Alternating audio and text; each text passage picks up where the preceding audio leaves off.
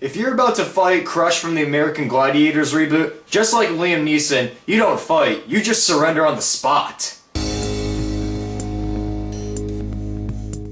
Haywire stars retired MMA fighter Gina Carano making her feature film acting debut as female covert operative Mallory Kane. While on a hostage rescue mission in Barcelona, she gets pulled into another mission in Dublin to be with Paul, played by Michael Fassbender, but she is double-crossed by her handlers and she seeks out for revenge against those who betrayed her. Now, I had the special privilege of seeing this movie at the Palm Springs International Film Festival, and I can strongly say that this is the first good movie that I have seen in 2012.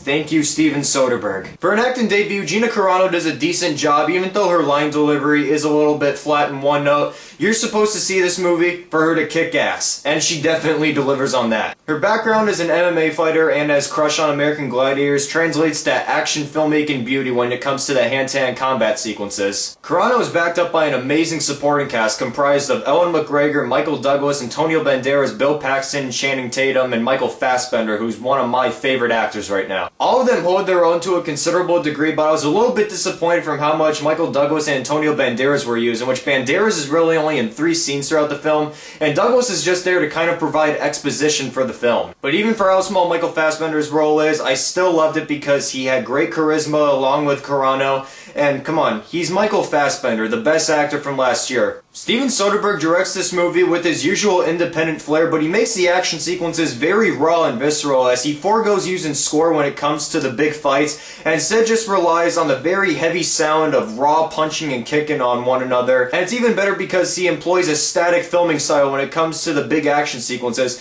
in which he keeps everything at a very wide and still scope, in which he cuts only a few times in between each fight, which really makes up for the shaky cam fast editing techniques that we see in a lot of action movies these days. However, while I really enjoyed this movie, there were a few key things that prevented me from really loving it though. First off, when they finally explained the reason on why she was betrayed in the first place, it just felt very lazy and contrived. Second, which is probably going to be the most common complaint about this film, is that it isn't very original. It follows all the typical revenge spy conventions that we've seen in a bunch of other films, and there really isn't any revolutionary that you're going to get out of it, but still somehow Soderbergh manages to make it his own at the same time because of his famous directing style. Also, while the ending is a bit on the clever side, it still wants you leaving more, but nowhere as much as the devil inside. Whew.